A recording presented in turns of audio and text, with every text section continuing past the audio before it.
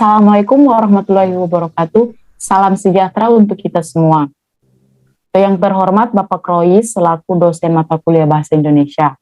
Di sini izinkan saya memperkenalkan diri. Perkenalkan, nama saya Salsabila Maya Rayampu bersama rekan saya yang bernama Mardiatul Azizah.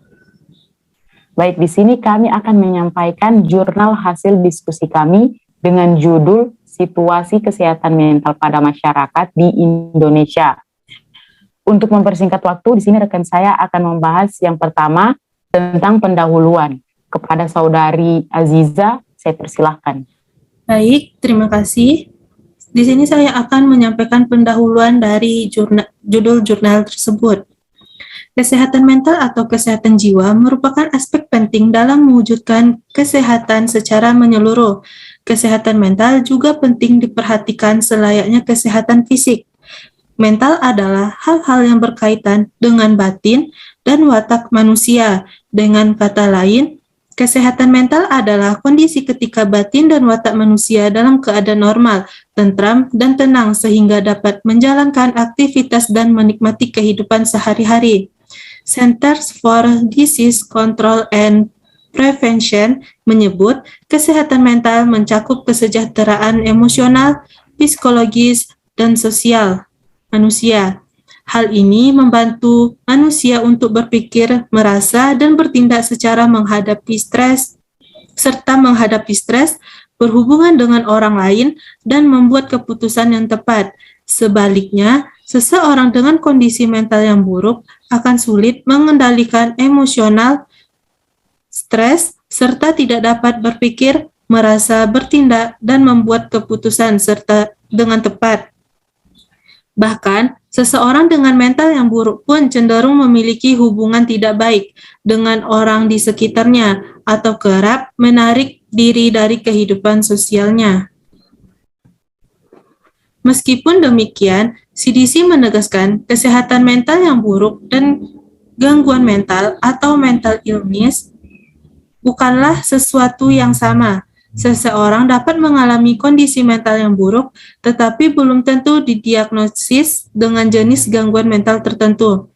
Sebaliknya, orang yang didiagnosis memiliki mental illness pun dapat mengalami periode mental, fisik, dan sosial. Oleh karena itu, adanya gangguan kesehatan mental tidak bisa kita remehkan, karena jumlah kasusnya saat ini masih mencakup mengkhawatirkan. Terdapat sekitar 450 juta orang menderita gangguan mental dan perilaku di seluruh dunia. Diperkirakan, 1 dari 4 orang akan menderita gangguan mental selama masa hidup mereka. Menurut WHO Regional Asia Pasifik, jumlah kasus gangguan depresi terbanyak di India, 56.675.969 kasus atau 4,5% dari jumlah populasinya.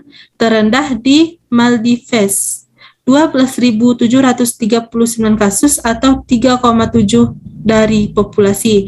Adapun di Indonesia sebanyak 9.162.886 kasus atau 3,7% dari populasinya.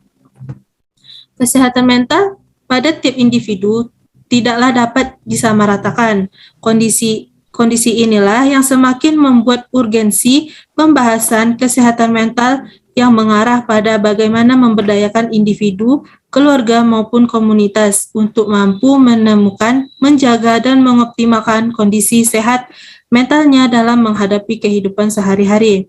Tantangan lainnya adalah adanya stigma keliru tentang gangguan jiwa yang menghambat akses ke pelayanan kesehatan sehingga mengakibatkan penanganan yang salah, seperti laporan Human Rights Watch Indonesia yang menyoroti buruknya penanganan di Indonesia terhadap warga yang mengalami gangguan kesehatan mental atau kesehatan jiwa. Diketahui bahwa lebih dari 57.000 orang dengan disabilitas psikososial atau kondisi kesehatan mental setidaknya sekali dalam hidup mereka pernah dipasung. Oleh karena itu, tulisan ini bertujuan untuk mengetahui situasi kesehatan mental masyarakat di Indonesia dan strategi penanggulangannya. Baik, Selanjutnya metode yang akan dijelaskan atau disampaikan oleh Salsabila Maira Yampu. Baik, di sini saya akan melanjutkan materi dari Aziza tentang metode. Tulisan ini kami lakukan dengan memberikan kuesioner kepada sebagian masyarakat Indonesia dan mengambil beberapa dokumen dari buku-buku, makalah, website, maupun tulisan lainnya. Di sini kami juga memberikan beberapa pertanyaan kepada masyarakat yang berhubungan dengan kesehatan mental. Untuk pertanyaan yang pertama, apa saja yang Anda ketahui tentang kesehatan mental? Dari sekian banyak yang mengisi kuesioner yang kami buat, di sini kami menyimpulkan bahwa kesehatan mental itu mengarah ke mental seseorang yang sangat penting. Karena jika mental seseorang tidak sehat, seseorang tidak bisa berpikir jernih, berperilaku baik, mampu memberikan kontribusi yang baik bagi lingkungannya. Yang kedua, apakah Anda saat ini kesehatan mentalnya merasa terganggu? Jika iya, coba dijelaskan alasannya. Dari beberapa banyak yang mengisi juga, kami menyimpulkan bahwa banyak dari masyarakat yang saat ini mentalnya tidak terganggu, tapi tidak sedikit juga dari masyarakat kita yang mengalami terganggu mental, yang bisa jadi membuat mereka menjadi lebih banyak berpikir karena mempunyai permasalahan yang datang silih berganti, yang membuat mental mereka itu menjadi terganggu. Yang ketiga, apakah Anda merasa tegang, cemas, atau khawatir? 54,2% dari masyarakat tidak merasakan tegang, cemas, khawatir. Sedangkan dari 45,8% dari masyarakat merasa tegang, cemas, dan khawatir. Untuk yang keempat, apakah Anda mempunyai pikiran untuk mengakhiri hidup? Nah, jawaban dari beberapa masyarakat, 8,3% dari masyarakat mempunyai pikiran ingin mengakhiri hidupnya, tetapi tidak dengan 91,7%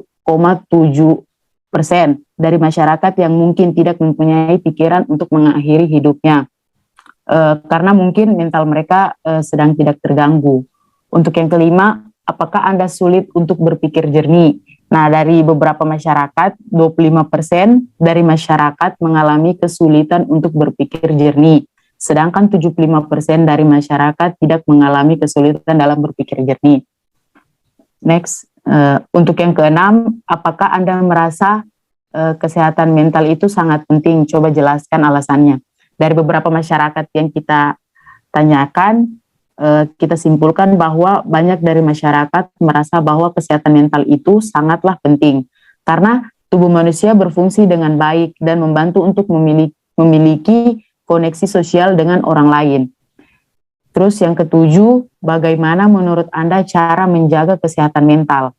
Dari beberapa masyarakat kita simpulkan bahwa banyak dari masyarakat bagaimana cara menjaga kesehatan mental.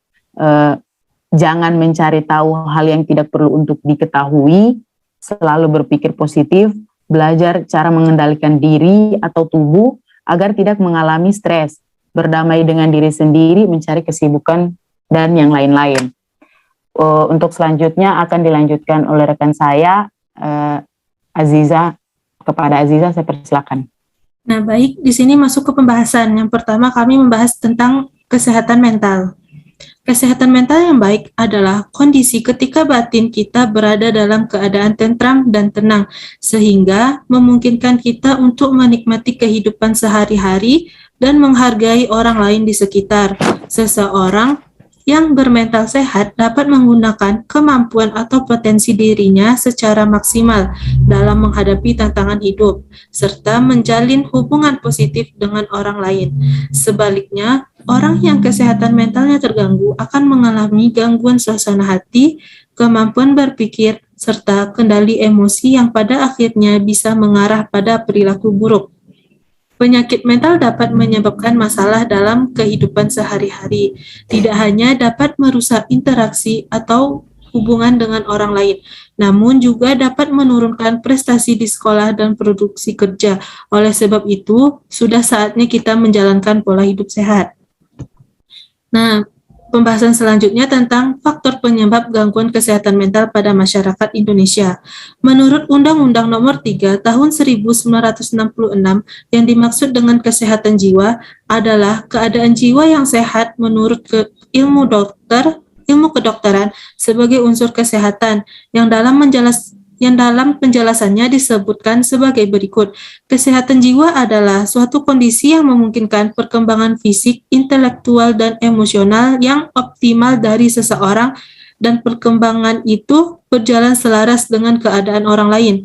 Gangguan kesehatan mental dapat mengacu dari berbagai kondisi pada kesehatan mental. Gangguan mental dapat mempengaruhi suasana dalam hati, pemikiran, ataupun tingkah laku. Berikut ini faktor yang menjadi penyebab timbulnya gangguan kesehatan mental.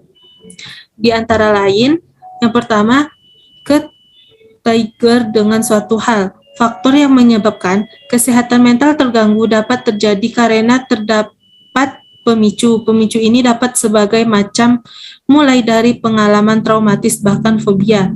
Kedua, faktor agama. Agama dan suku juga dapat menjadi hal yang dapat memicu timbulnya gangguan mental. Hal ini biasanya terjadi di lingkungan yang mayoritas, sehingga bagi seseorang yang minoritas seringkali dikucilkan dan dijauhi. Tentunya hal ini pun dapat terjadi gangguan kesehatan mental. Yang ketiga, orientasi seksual. Orientasi secara seksual juga dapat menjadi pemicu munculnya gangguan kesehatan mental. Hal ini terjadi apabila seseorang memiliki orientasi seksual yang dianggap aneh dan tidak biasa. Yang keempat, traumatis atau kehilangan seseorang. Pengalaman traumatis merupakan salah satu pemicu yang paling besar terhadap kesehatan mental. Pengalaman yang menyedihkan, bahkan kehilangan seseorang, dapat membuat jiwa menjadi kehilangan dan akhirnya menjadi pemicu timbulnya stres dan depresi. Yang terakhir, ada fobia. Fobia juga dapat menjadi salah satu faktor yang membuat seseorang mengalami gangguan kesehatan mental. Fobia yang terdapat di setiap orang sangat berbeda, mulai dari takut ketinggian, air, hewan, bahkan juga terdapat orang yang fobia dengan buah. Baik, pembahasan selanjutnya akan disampaikan oleh Salsabila Merayampu. Baik, saya akan melanjutkan pembahasan sebelumnya. C. Upaya penanganan kesehatan mental di Indonesia. Temuan terhadap situasi kesehatan mental di Indonesia menunjukkan pencapaian dari upaya implementasi kebijakan. Pelaksanaan upaya kesehatan mental perlu melibatkan sektor yang lebih luas daripada sektor kesehatan. Seperti yang dikemukakan WHO, bahwa kesehatan mental ditentukan oleh banyak faktor dan interaksi sosial, psikologis, dan faktor biologis, serta ekonomi dan lingkungan terkait dengan perilaku.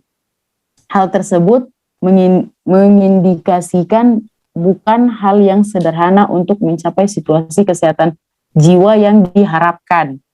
Konsep upaya kesehatan mental Indonesia yaitu kegiatan untuk mewujudkan derajat kesehatan mental yang optimal bagi setiap individu, keluarga, dan masyarakat dengan pendekatan promotif, preventif, kuratif, dan rehabilitatif yang diselenggarakan secara menyeluruh, terpadu, dan berkesinambungan oleh pemerintah daerah atau masyarakat. Pelaksanaannya upaya kesehatan jiwa berdasarkan asas keadilan, kemanusiaan, memanfaat, transparansi, akuntabilitas, komprehensif, pelindungan, serta non-diskriminasi. Lanjut. Upaya promotif kesehatan jiwa bertujuan untuk mempertahankan dan meningkatkan derajat kesehatan jiwa masyarakat, menghilangkan stigma, diskriminasi, pelanggaran hak asasi ODGJ, serta meningkatkan pemahaman keterlibatan dan penerimaan masyarakat terhadap kesehatan jiwa. Oleh karena itu, penting untuk melaksanakan promotif di lingkungan keluarga, lembaga pendidikan, tempat kerja, masyarakat fasilitas, pelayanan kesehatan, media massa, lembaga keagamaan dan tempat ibadah, serta lembaga pemasyarakatan dan rumah tahanan. Upaya Preventif kesehatan jiwa bertujuan untuk mencegah terjadinya masalah kejiwaan, mencegah timbul atau kambuhnya gangguan jiwa, mengurangi faktor resiko akibat gangguan jiwa pada masyarakat secara umum atau perorangan, serta mencegah timbulnya dampak masalah psikososial yang dilaksanakan di lingkungan keluarga, lembaga, dan masyarakat. Upaya kuratif dilaksanakan melalui kegiatan pemberian pelayanan kesehatan terhadap ODGJ yang mencakup proses diagnosis dan penata laksana yang tepat sehingga ODGJ dapat berfungsi secara wajar di lingkungan keluarga, lembaga, dan masyarakat. Tujuan upaya kuratif adalah untuk penyembuhan dan pemulihan, pengurangan penderitaan, pengendalian disabilitas, dan pengendalian gejala penyakit. Kegiatan penata laksanaan kondisi kejiwaan pada ODGJ dilaksanakan di fasilitas pelayanan bidang kesehatan jiwa. Selanjutnya, upaya rehabilitatif kesehatan jiwa bertujuan untuk mencegah dan mengendalikan disabilitas, memulihkan fungsi sosial, memulihkan fungsi okupasional, dan memberikan kemampuan ODGJ agar mandiri di masyarakat.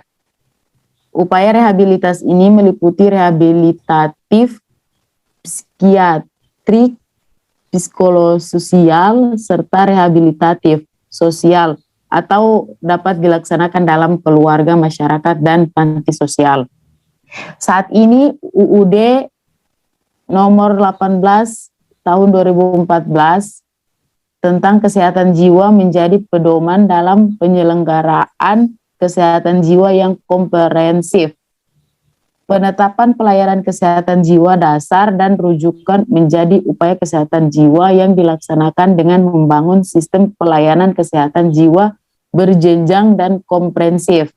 Selain aspek pelayanan juga ditetapkan sumber daya penyelenggaraan tersebut, diantaranya sumber daya manusia, fasilitas pelayanan, perbekalan teknologi, dan produk teknologi, serta peradanan. Baik, untuk selanjutnya akan dilanjutkan oleh teman saya. Kepada Aziza dipersilahkan. Baik, materi selanjutnya tentang cara menjaga kesehatan mental dengan baik. Sama seperti kebugaran fisik, membantu tubuh untuk tetap kuat. Kebugaran mental juga membuat untuk mencapai dan mempertahankan keadaan kesehatan mental yang baik. Memelihara kesehatan mental juga dapat membantu memerangi atau mencegah masalah kesehatan mental yang terkadang dikaitkan dengan penyakit fisik kronis. Terdapat 3 cara penting untuk meningkatkan serta menjaga mental Anda, yaitu dengan berolahraga, makan dengan benar, dan mengendalikan stres. Berikut selengkapnya dilansir dari Canadian Mental Health Association. Yang pertama, berolahraga. Telah lama diketahui bahwa berolahraga bermanfaat sebagai cara proaktif untuk meningkatkan kondisi fisik dan memerangi penyakit. Saat ini, olahraga bahkan diakui sebagai elemen penting untuk membangun dan menjaga kebugaran mental.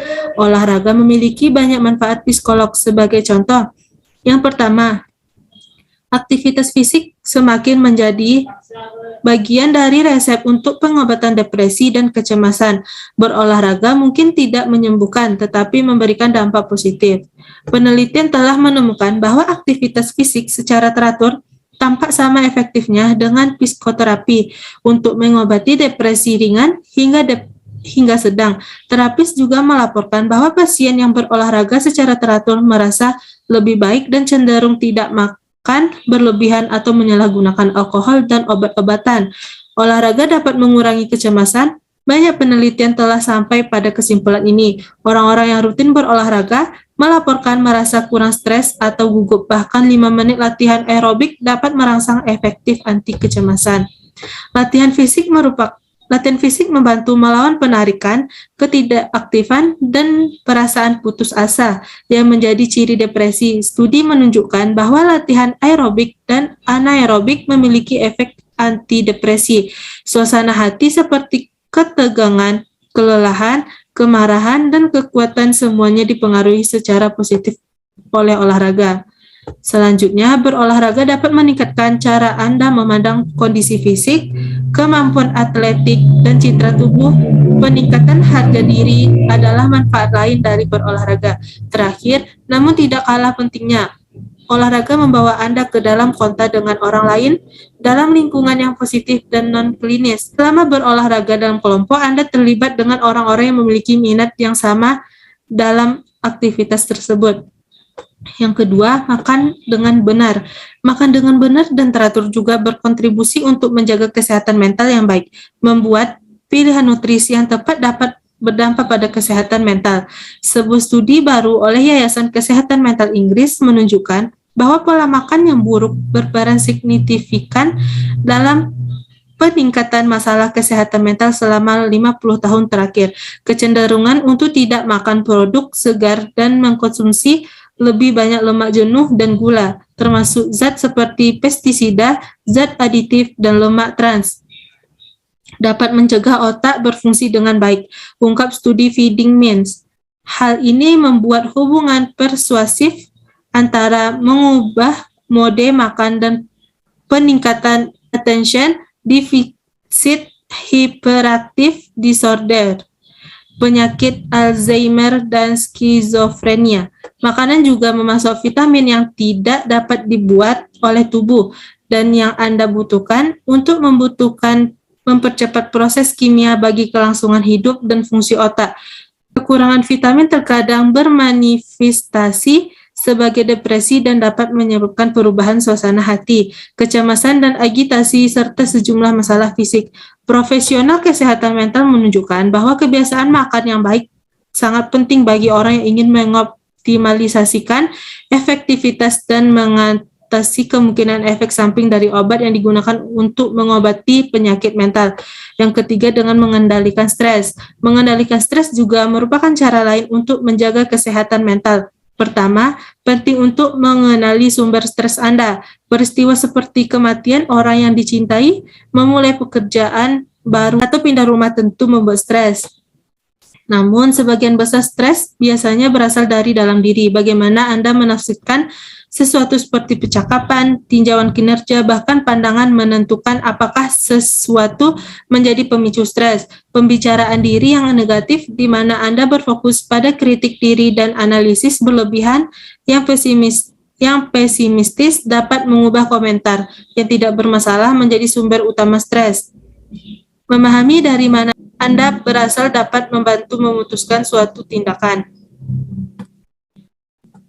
Stresor eksternal seperti kehilangan atau perubahan karir dapat dikelola dari waktu ke waktu dan dengan dukungan keluarga dan teman. Stresor internal yang disebabkan oleh interpretasi negatif diri sendiri membutuhkan perubahan sikap dan perilaku. Tujuan mengelola dan mengendalikan stres adalah untuk memberikan isyarat atau respon relaksasi. Ini adalah proses menenangkan fisiologis dan psikologis yang dialami oleh tubuh kita. Ketika Anda merasakan bahwa bahaya atau peristiwa yang membuat stres telah berlalu. Baik, pembahasan selanjutnya akan disampaikan oleh Salsabila. Baik, saya akan melanjutkan pembahasan sebelumnya.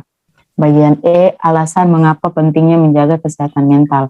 Kesehatan mental dan fisik adalah komponen yang pentingnya secara keseluruhan. Penyakit mental, terutama depresi, meningkatkan resiko berbagai jenis masalah kesehatan fisik, terutama kondisi jangka panjang seperti stroke, diabetes tipe 2, dan penyakit jantung. Demikian pula adanya kondisi kronis dapat meningkatkan resiko penyakit mental. Dikutip dari laman CDC, lebih dari 450 juta orang menderita gangguan jiwa. Menurut WHO, pada tahun 2020, depresi akan menjadi beban penyakit terbesar kedua di dunia, atau Murray Lopez tahun 1996. Beban global kesehatan mental akan jauh melampaui kapasitas pengobatan negara maju dan berkembang. Biaya sosial dan ekonomi yang terkait dengan meningkatnya beban kesehatan mental yang buruk, lantas memfokuskan promosi atau pentingnya kesehatan mental serta mencegah dan mengobati penyakit mental oleh pemerintah, organisasi-organisasi terkait hingga masyarakat umum. Sudah. Penting juga diingatkan bahwa kesehatan mental seseorang dapat berubah seiring waktu, tergantung pada banyak faktor. Ketika tuntutan yang ditempatkan pada seseorang melebihi sumber daya dan kemampuannya, kesehatan mental mereka dapat terpengaruh. Misalnya jika seseorang bekerja berjam-jam merawat kerabat yang sakit atau mengalami kesulitan ekonomi, mereka mungkin akan mengalami kesehatan mental yang buruk. Untuk itu, perlu disadari bahwa siapa saja dapat mengalami gangguan pada kesehatan mental. Kesimpulan, dari hasil survei yang kami lakukan, masih ada kasus gangguan kesehatan mental pada masyarakat, walaupun sudah tidak banyak lagi dan penanganannya yang salah di Indonesia.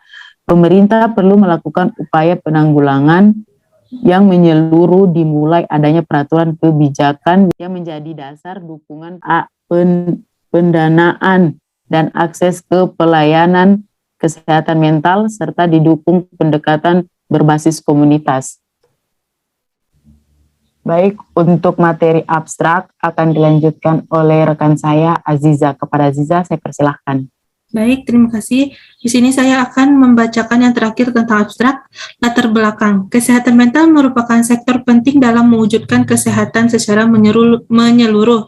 Terdapat sekitar 450 juta orang menderita gangguan mental dan perilaku di seluruh dunia. Terbanyak di India 4,5% kasus.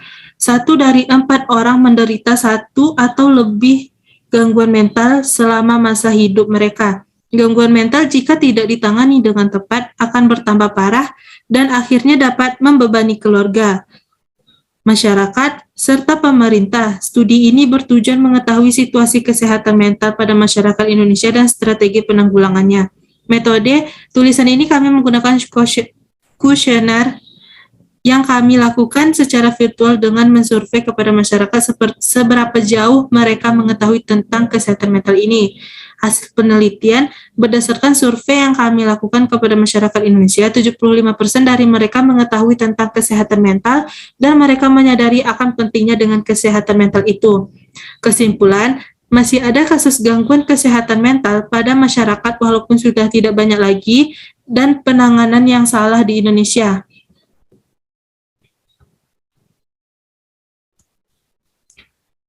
Pemerintah perlu melakukan upaya penanggulangan yang menyeluruh, dimulai adanya peraturan kebijakan yang menjadi dasar dukungan pendanaan dan akses ke pelayanan kesehatan mental serta didukung pendekatan berbasis komunitas. Baik, sekian. Baik, untuk materi dari kami cukup sekian. Mohon maaf jika ada kesalahan kata atau cara pengucapan, kami mohon maaf. Saya Salsabila Mayarayampu bersama rekan saya Madiatul Aziza. Kami pamit undur diri. Terima kasih. Wassalamualaikum warahmatullahi wabarakatuh.